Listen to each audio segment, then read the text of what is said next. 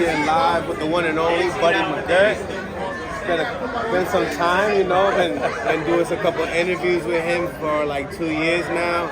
I've been really happy to, work with you online, and now we finally meet. So this is lit. This is lit. We got the legend here. So we are here, Terrence, Crawford, Madrimov fight weekend. You also got a fighter on the card. That's probably why you're here? Yes, sir. That's the only reason I'm here. Okay. So now that, I'm not going to say you were forced to be here, but, he got here. Right. Now all the festivities around this fight, what you think about it? Is this new? I mean, it's not new. I mean, it's no different than previous fights, you always got the hype, the last 2-3 days is always like crunch time. Everybody shows up and there's chaos everywhere. So it's all the same. Nothing's changed at all. What do you think about, the outside event, with the 3 fights prior to that? I mean, I think that was different in the sense that it gives, you get people there, you see 3 good fights, and makes people more anxious now to want to come see the fights on Saturday. So I think business-wise, that was a very good move. I'm really happy that you're on, we're talking right now because, your fighter in the press conference spoke very highly of you, you know what I'm saying? He said that he watched you and he tried to emulate your jab constantly before. When I first met with you in the lobby, you was talking about him traveling with you and just always. Can we talk a little bit about that on air? Well, he I was in camp with Callum Smith in Saudi Arabia, and he came there. He flew there, got his own Airbnb. He got his own conditioning guy, his own nutritionist, and he was there every day to work. And when I was there with Dylan White, he did the same thing. He came, no problem. So wherever I go, he's like, Coach, wherever you at, I'm coming. If I have a fight, I'm coming to train. And for this fight here, I was home in Florida, so we trained in Florida for this. He left a message in the press conference of what it means to his people, this event. Did you feel that message in the press conference? Yeah, he's always, when it comes to like the people in Saudi, he's very high on the positive stuff with them and doing positive things. So he talks about it every day in the gym. So it's hearing it at the press conference was nothing new because I hear it all the time in the gym. Right. And his name again was, how does it pronounce it? Ziad Al Mayyouf. I call him the Big Ziz. Everybody calls him Zizzo. I call him the Big Ziz. So is his jab like yours? Well, he has a very, very awkward style. And like I said, listen, you don't have to jab like me, but the key is to get the same result. And he's got a very good jab. I always respected the science that you bring. Since you've been working with him and developing with him, what do you see as him as a fighter? Well, we have a lot of work ahead of us. That's not a secret. I tell everybody, we still got a lot of work, still in the learning stages. But one thing I like about him is that he's very dedicated. If I ask him to do something, he does it. He doesn't question it. He's very regimental. Like when he has something to do, he does it on time, every day. Do you feel like Turkey will be behind him? As far as this is kind of like what he's doing for him now. Yes. Because like I said earlier, when it comes to this in the Saudi, he gets very emotionally involved. He just, he wants to show people a positive side of Saudi Arabia. Okay. Predictions on the fight, dude. What's about it? Did you see his opponent yet? No, I didn't see his opponent. You don't study? Do film study, coach? No, I don't film study, man. Because, listen, realistically, to me, there's really no fighters out here that you got to film study. Everybody does the same shit. This may be a little different.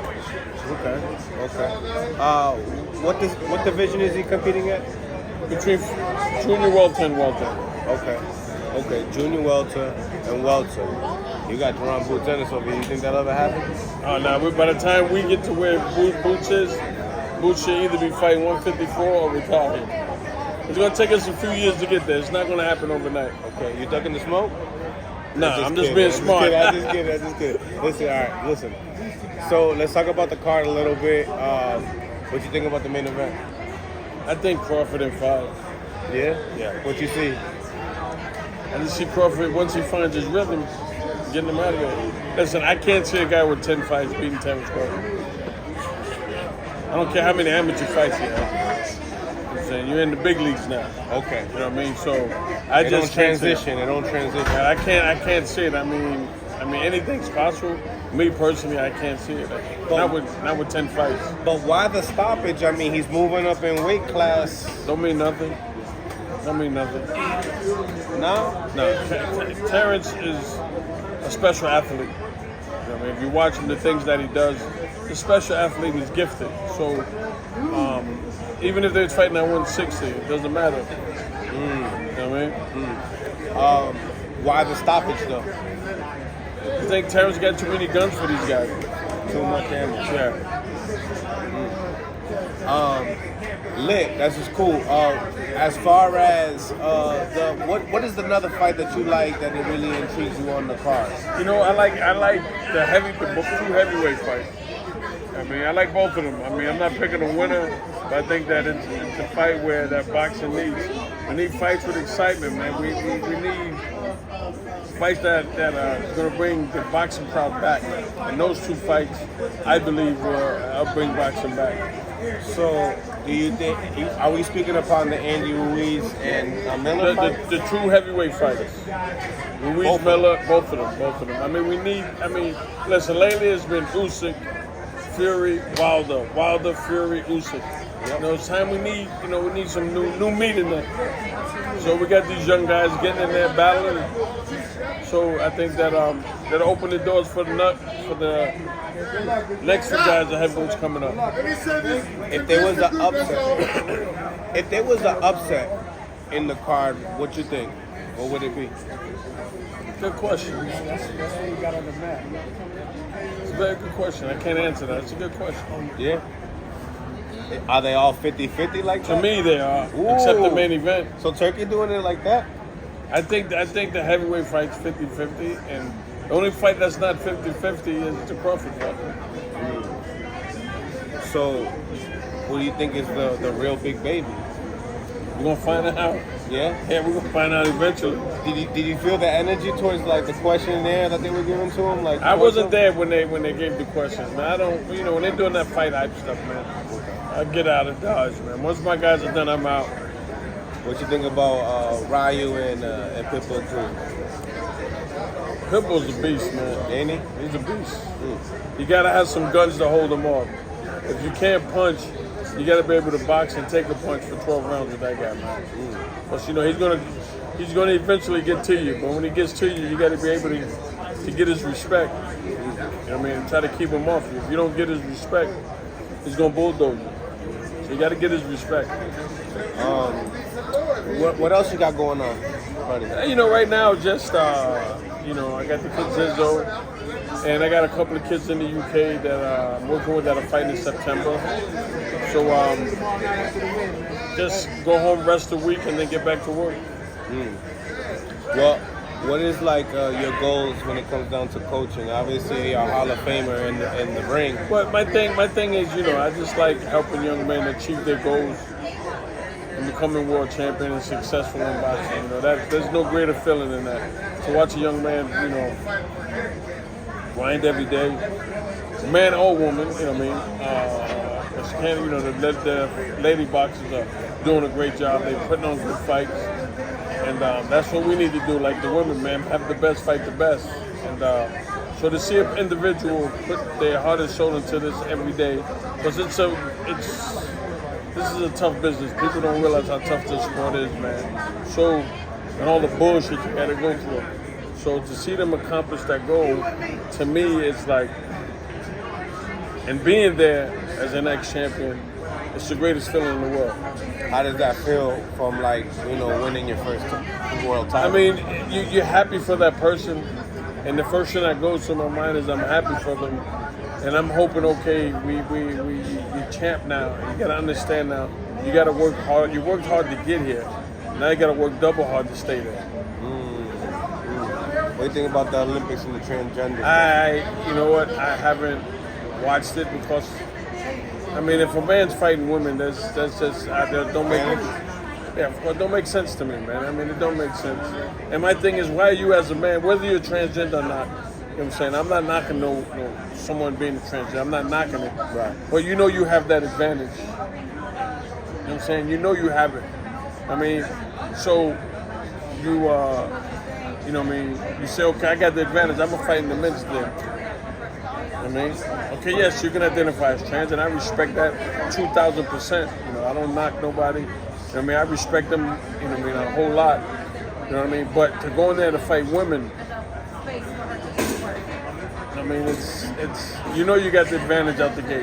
Yes. You got 2 rounds in the bank before the fight even starts. Yeah.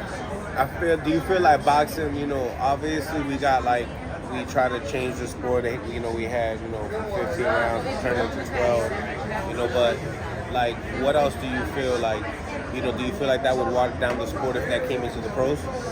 What, the transgender thing? Yeah. I think that's that. And is that a representation of what, you know? I just think that I really don't know what to think on that, man. That's a tough call, you know, because you have an individual that wants to identify as a woman, which is cool, no problems. But you know, physically, you know, strength-wise, you have the strength of a man. Mm-hmm. So it's like you now saying that you're a woman now. Why would you want to go in there and hurt another woman? Yeah.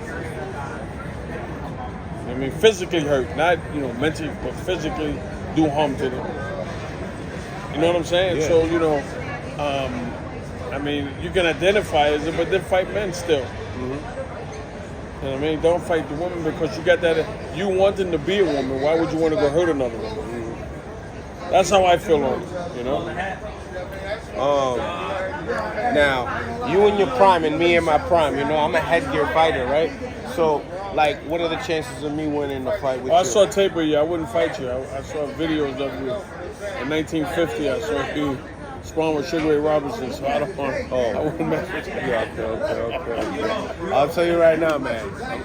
I'm like Trinidad, you know what I mean? Mixed with a little bit of like pronoun. I saw you, man. I saw a video of you. You're a bad man. You have a bad man? You're a bad man. I wouldn't fight you. I won't sign the contract. You won't sign the contract? No, I said I wouldn't fight you either, man. I ain't gonna lie. Thank you for this interview.